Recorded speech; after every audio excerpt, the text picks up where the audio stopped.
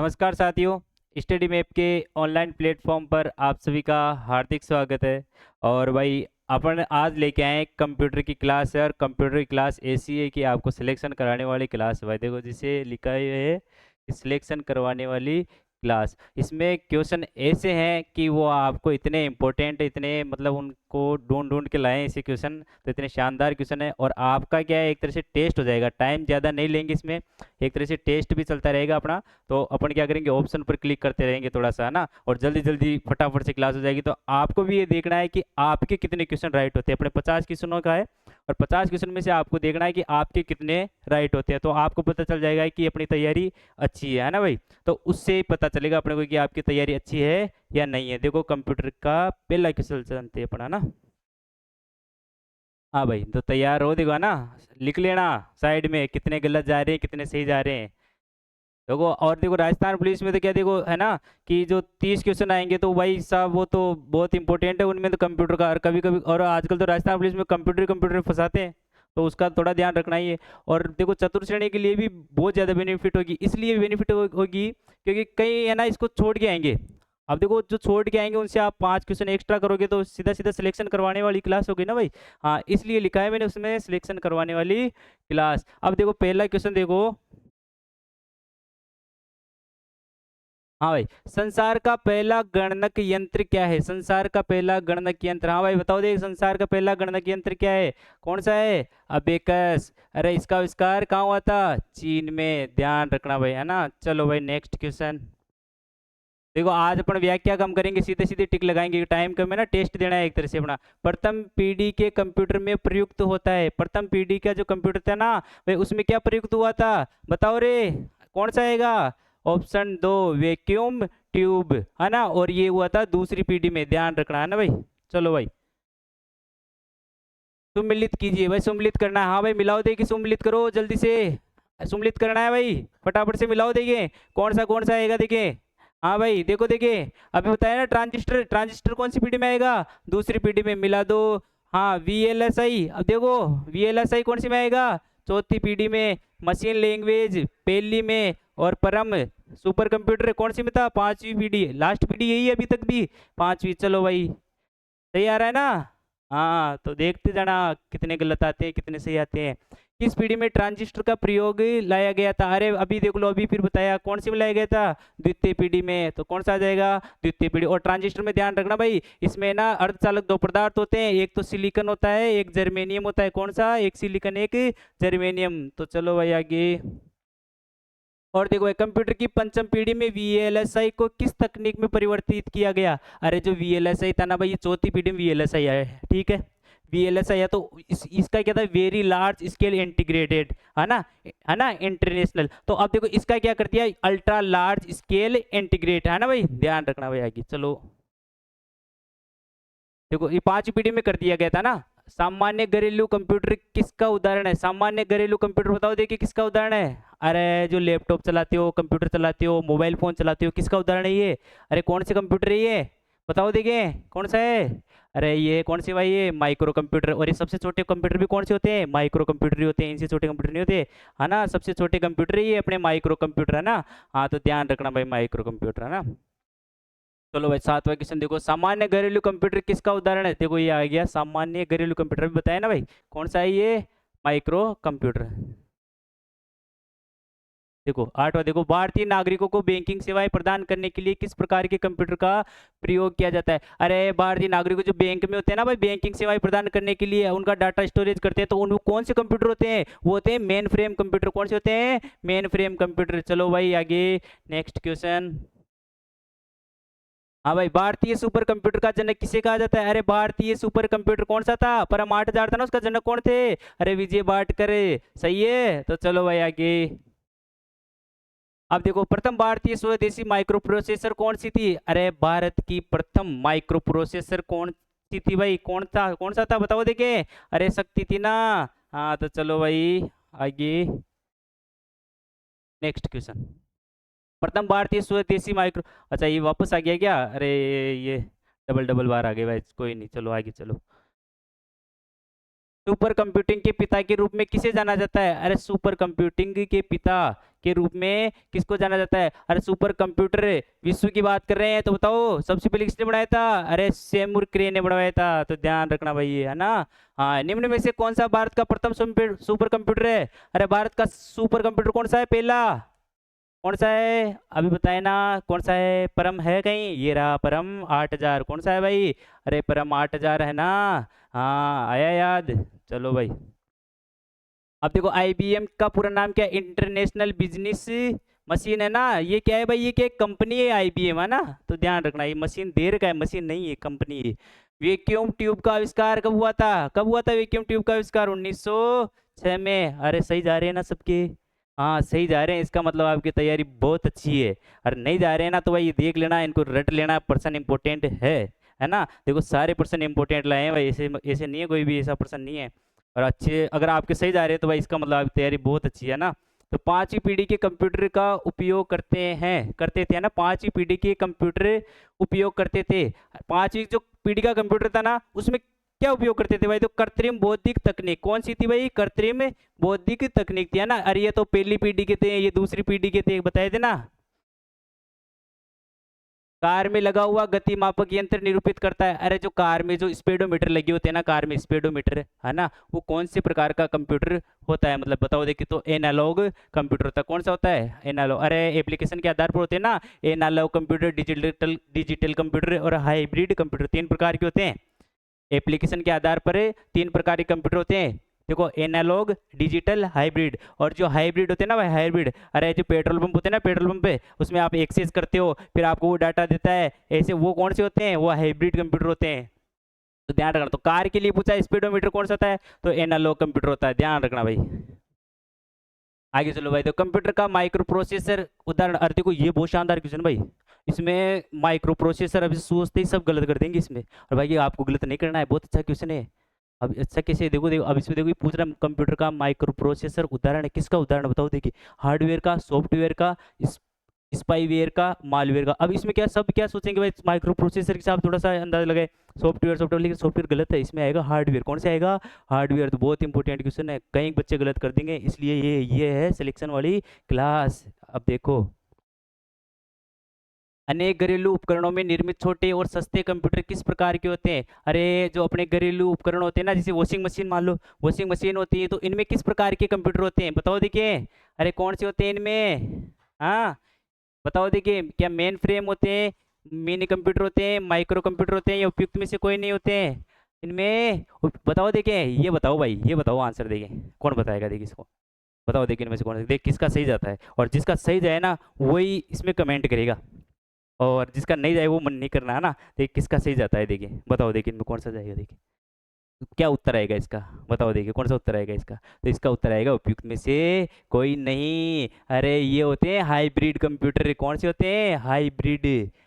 Hybrid. अब भाई जिसने ये सही किया ना, वास्तव में यार मतलब है, तैयारी तुम्हारी बहुत अच्छी है ना। हाइब्रिड कंप्यूटर होते हैं ये।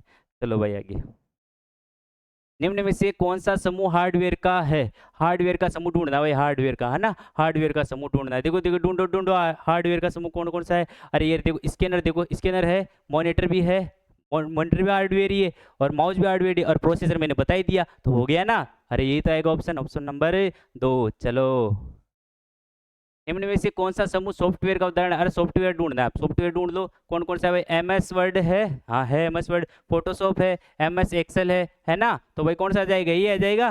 हाँ, अरे एम एस वर्ड आ जाएगा, है ना। और देखो इसमें इसमें देखो, अब बाकी तो सही है। देखो ये माउस वाला देखिए, ये तो हार्डवेयर हो गया ना। अरे हो गया ना जो। चलो भाई आगे, अब देखो सीपीयू, सीपीयू का पूरा नाम ये तो कोई बता देगा, आप तो बता ही दोगी इसको, तो है ना। सेंट्रल प्रोसेसिंग यूनिट है, दिख ही रहा होगा आपको, तो ये तो सबको पता है भाई, है ना।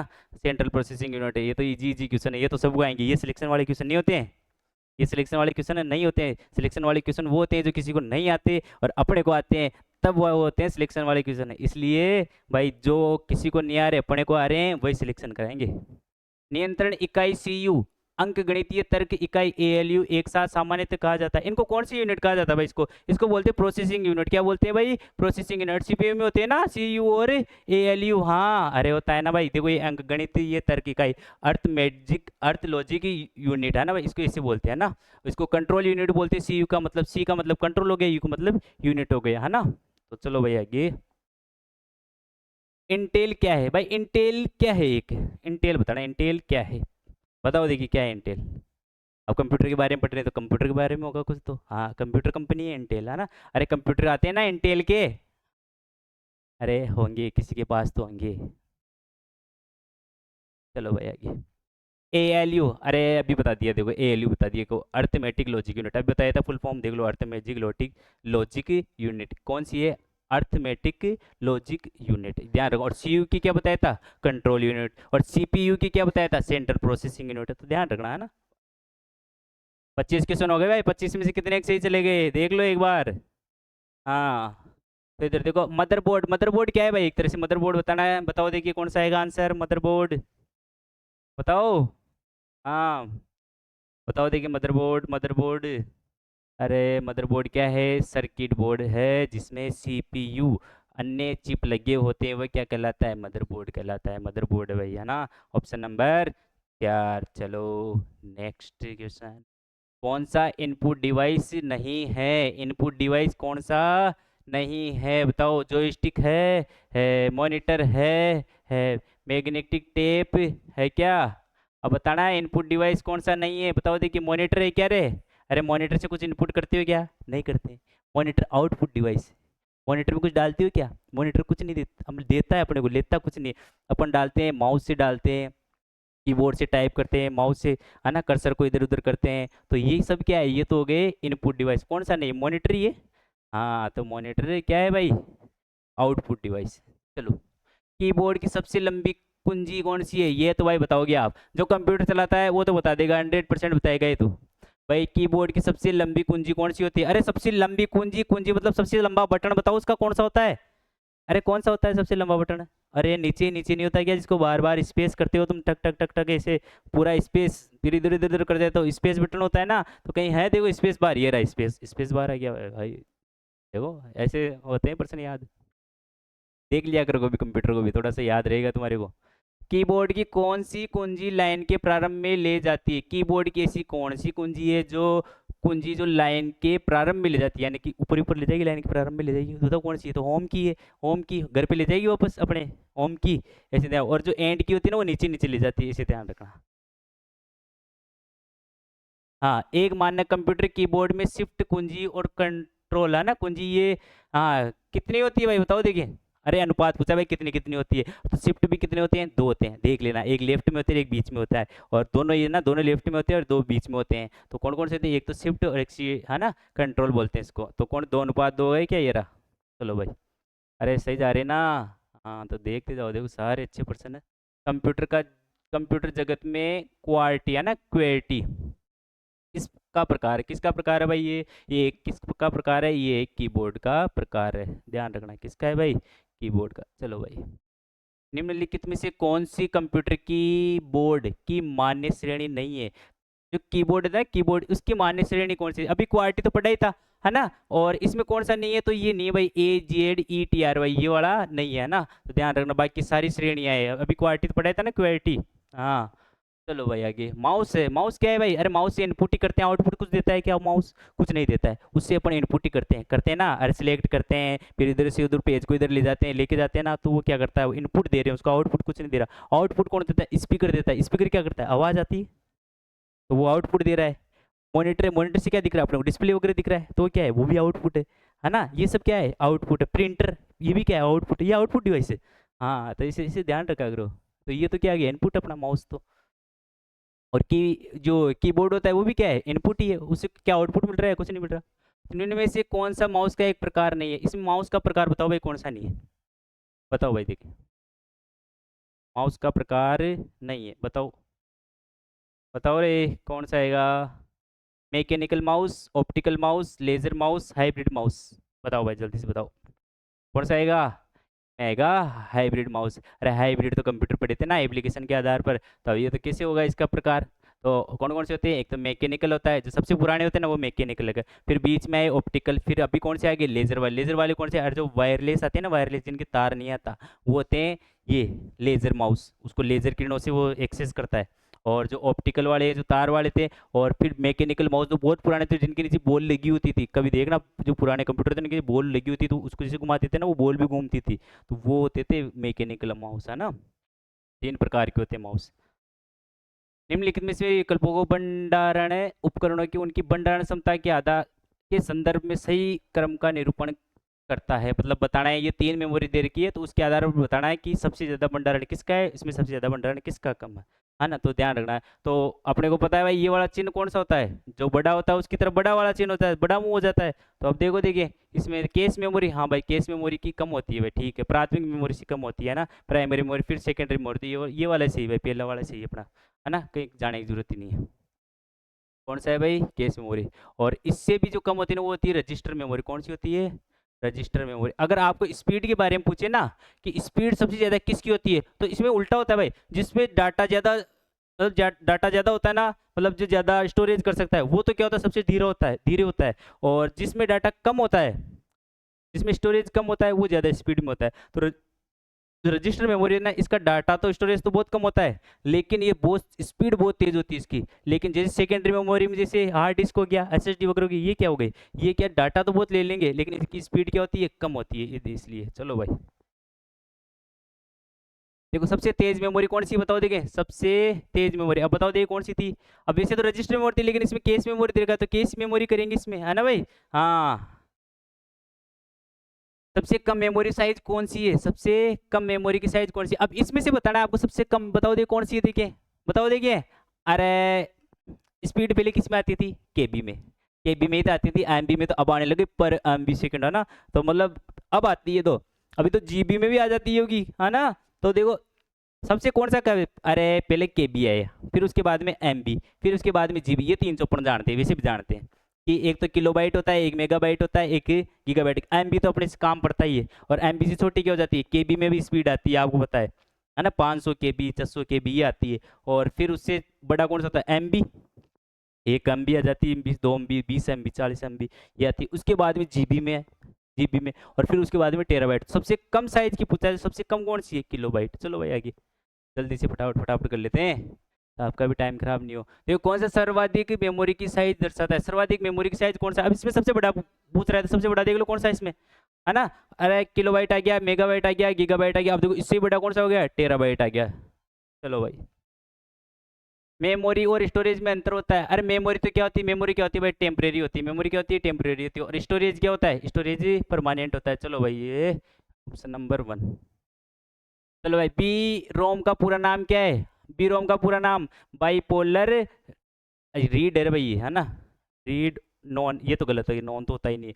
रीड ओनली मेमोरी, ये रीड है, री बाइपोलर रीड ओनली मेमोरी, क्योंकि रोम की फुल फॉर्म क्या होती है, रीड ओनली मेमोरी, और रैम की रीड एक्सेस मेमोरी होती है ना। हाँ चलो भाई रैम कहाँ पर स्थित होती है, रैम बताओ देखिए कहाँ पर स्थित होती है। अरे ये मदरबोर्ड पर स्थित होती है, कहाँ होती है, मदरबोर्ड पर। चलो नेक्स्ट क्वेश्चन, सीडी रोम किससे प्रदर्शित करता है, सीडी रोम की फुल फॉर्म बतानी है रे, बताओ जल्दी से। अरे सीडी रोम की फुल फॉर्म बतानी है भाई, बताओ जल्दी से बताओ, बताओ कौन सा आएगा इसमें, कौन सा आएगा, बताओ बताओ भाई बताओ। अरे कमेंट करके बता दिया करो, ऐसे नहीं बताओ तो, ऐसे तो बताओगे, वैसे तो मन में सोच लिया करो, ऐसे तो कैसे लाइव चलती है ना क्लास तब तो बता देते हो, अब ऐसे तो अभी तो अपलोड ही कर रहे हैं ना। हाँ तो इसमें देखो देखिए कौन सा आएगा, compact disc read only memory, हाँ ये वाला आएगा भाई कॉम्पैक्ट। सी का क्या होगा, देखो सी और ये डी है ना, और ये हो गया आर ओ एम। सी का क्या हो गया, कॉम्पैक्ट हो गया, डी का क्या हो गया, डिस्क हो गया, री आर का क्या हो गया, रीड हो गया, ओ का ओनली, और एम का मेमोरी। तो क्या आएगा, compact disc read only memory. चलो भाई पीडीएफ अगर चाहिए तो अपने टेलीग्राम चैनल से ले लिया करो भैया ना, कमेंट बॉक्स में आपको टेलीग्राम चैनल का लिंक दे देंगे ना, उसमें ले लिया करो, सारी की पीडीएफ मिल जाएगी आपको। एक सीडी में फाइल कॉपी करने की प्रक्रिया कहलाती है, हाँ बताओ भाई देखिए, एक सीडी में जो फाइल कॉपी करते हैं वो क्या कहलाती है, बताओ देखिए क्या कहलाएगा। अरे बर्निंग। चलो भाई आगे, निम्नलिखित में से भंडारण युक्ति में किसमें डेटा की सबसे बड़ी राशि स्टोर होती है, तो किसमें होती है, हार्ड डिस्क में होती है ना। हाँ और वही तो लाते हैं 4 TB 10 TB की हार्ड डिस्क सबसे ज्यादा। निम्न में से कौन सी सेव एज की कुंजी है, F12। चलो भाई MS वर्ड की फाइलों की एक्सटेंशन, MS वर्ड में जो फाइल होती है ना, फाइल उनका जो एक्सटेंशन होता है, जो लास्ट में एक्सटेंशन होता है वो क्या होता है, बताओ देखिए। अरे डॉक्यूमेंट्स को डॉट डॉक होता है ना, हाँ तो देखो देखिए ये रहा डॉक्यूमेंट्स वाला डॉट डॉक। चलो भाई आगे। MS वर्ड 2007 में स्क्रीन जूम करने की अधिकतम सीमा है। अब ये बताओ देखिए, अब ये फिर फंसाने वाला क्वेश्चन है। अब बताओ, अब कमेंट करो कौन करेगा इसमें। जिसका सही आएगा वही करेगा कमेंट, जिसका गलत आएगा वो नहीं करेगा, है ना। फिर बाद में मैं बताऊँ और तुम सब कर दोगे, ऐसे नहीं, ईमानदारी से बताओ देखिए कौन सा आएगा उत्तर इसमें। पहले ही कर दो, या तो गलत है तो कर दो। हाँ देखो देखो कौन सा आएगा इसमें भी कौन सा ऑप्शन आएगा। इसमें आएगा ऑप्शन नंबर 4, जो तुम्हारी सीमा से बाहर है। इसमें होती है 500%। कितना? 500% होता है भाई, ध्यान रखना। चलो नेक्स्ट क्वेश्चन। MS वर्ड 2007 के कौन सी मेनू में ड्रॉप केप ऑप्शन का प्रयोग किया? अरे ड्रॉप केप ऑप्शन का प्रयोग कहाँ किया जाता है? तो ये कौन सी में किया जाता है भाई? ये होता है इंसर्ट में आता है भाई, इंसर्ट में है ना। MS वर्ड खोलते हैं, फिर इंसर्ट आता है, फिर उसमें ड्रॉप केप का ऑप्शन आता है ना। हाँ तो चलो भाई। MS वर्ड में परिवर्तन पूर्ववत अनडू करने के लिए किस शॉर्टकट कुंजी का उपयोग किया जाता है? अरे इसमें मतलब मान लो कुछ परिवर्तन हो गया, आपसे गलती हो गई, वापस वैसी की वैसी चीज़ लानी है, तो वैसी की वैसी लाने के लिए पहले था वैसा लाना है, तो उसको क्या दबाते हैं? Ctrl+Z दबाते हो। और ये तो जानते हो क्या? हाँ जो कंप्यूटर चलाता है भाई वो तो इतना तो जानता है आराम से, और तुम नहीं जानते हो तो भी याद कर लो इसको। क्या होता है? Ctrl+Z। अंडो के लिए सीधा पूछे आपको Ctrl+Z। ठीक है भाई। MS वर्ड डॉक्यूमेंट में अक्षरों के नीचे लाल लहर यानी कि जो रेड वेव अंडरलाइन का निशान दर्शाता है, किसके लिए दर्शाता है भाई? बताओ देखिए। ये होती है स्पेलिंग त्रुटि। कौन सी होती है? स्पेलिंग त्रुटि।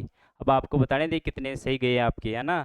कमेंट करके बताना 50 में से आपके कितने सही गए, है ना भाई। आपको बताना है कितने सही गए, फिर उसका मतलब आप पता चलेगा कि आपकी तैयारी कैसी है। सारे क्वेश्चन अच्छे थे, है ना। और भाई अगर आपको टेस्ट अच्छा लगा हो तो कमेंट वमेंट करा करो, और एक और टेस्ट लाएंगे आपके लिए कंप्यूटर का ही। आप कमेंट करोगे तभी तो पता चलेगा कि हाँ भाई टेस्ट अच्छा था, फिर हम एक और नेक्स्ट क्लास लाएंगे। ठीक है भाई, अगली क्लास में मिलेंगे। थैंक यू साथियों।